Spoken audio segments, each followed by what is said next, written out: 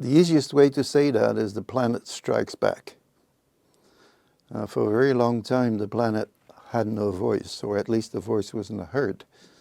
Right? We could pollute, we could have plastic soup in the ocean, we could have, carbon emissions. Nobody was taking a lot of care and nobody had to pay for it. But now we've seen the limits of planet Earth. So, the planet is striking back. We see, global warming, we see all sorts of other issues. And so obviously people are starting to pay attention, should. And then if people pay attention, then regulators will start to pay attention. Regulators and people start to pay attention. Business will have to, pay attention. Right? So that's essentially why these things are now, up front on everybody's agenda. The other thing that's important in there and should not be forgotten is that finance is starting to pay attention. Investors. So if you want, what you call cheap money to invest, you will have to respond to some sustainability requirements. And that really gets attention from the companies, right? So, all of these actually lead to a different world that, will have to change quite a bit. Now, energy transition, we got to be careful because there are limits to what one can do.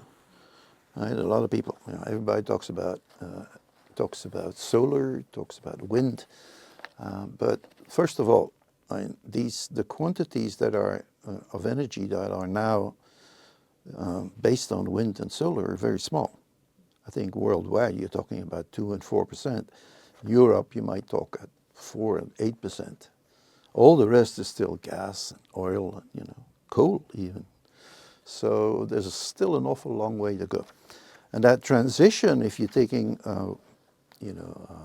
wind or solar energy, is problematic because people underestimate the costs of these things. They just look at the cost of installing. But there are huge costs on operating these things, on maintaining. Maintenance costs are going through the roof. And there's big costs at the end of life of these installations that are 30 years or 35 years lifetime. Right? So you need to decommission them, you need to transport the stuff back, you need to recycle things, and these costs are very high. So at the end of the day, it could mean that what looks like a interesting investment is something that is problematic for a company to invest in. You can say the planet has its limits and we have reached those limits. So, we need to think as a society, global society, about what world do we want to live in terms of environment, in terms of social. Right? And that's the number one thing that needs to be done. And we're very bad at that at this point in time. I mean, on a global scale to find arrangements and agreements and align on those things, right? The other thing is that sustainability is a marathon. It is not a sprint. It's not a quick fix. It's not something you can buy, install, push the button, and run it. So it's very difficult for sustainability, for companies to integrate it in their business as usual, everyday operations. Well, you look about everyday stuff and you look at cost and quality and lead times and so on for deliveries. This is a different animal. It's much more difficult to grasp. It's longer term. And so, you have to think about how to deal with that. And you cannot actually adjust the planet to the business and integrate it as in business as usual. You have to, adapt the business to the planet. And this is exactly what we try to do with our, Sustainable Business Initiative Research Center, right? We try to help companies go through that thinking. But once again, marathon, not a quick fix. So supply chains obviously have a more important impact than they had before. Right? So it goes beyond just bringing stuff from point A to point B at the lowest cost, right? So, but it's no longer about supply chains. It's really about very complicated ecosystems, global complex networks, where huge amount of stakeholders, not always aligned. Right? So companies have to start thinking about, where am I in those ecosystems, and how can I actually make that ecosystem work for me as a company, and for the whole ecosystem. And that's something that companies are not really very comfortable with, because it might mean, especially if you talk about sustainability, you go beyond cost and quality and so on.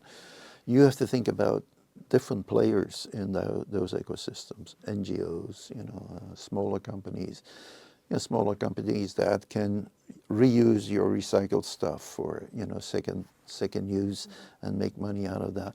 So companies are not used to that sort of thing. They don't know how to deal with that, right?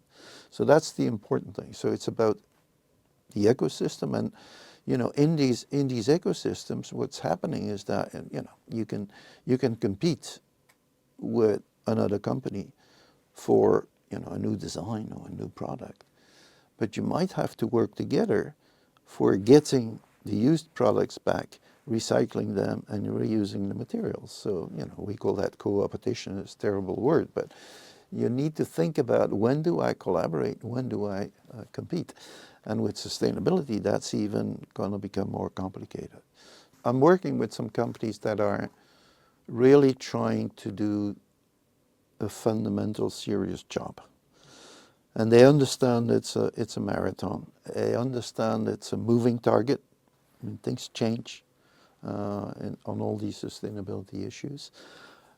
They have a CEO, for instance, or upper management, who actually says, we need to do this because it's just the right thing to do. And that doesn't mean they don't want to make money. They still are under pressure. But they are looking at the longer term issues and then saying, how as a company do we influence social and environmental world? And they try to figure out, what can we do? How can we design our products better? We can't solve everything, but at least we can see where we can reduce our impacts and make it clear that we're making progress. And they also are able to strongly engage their people.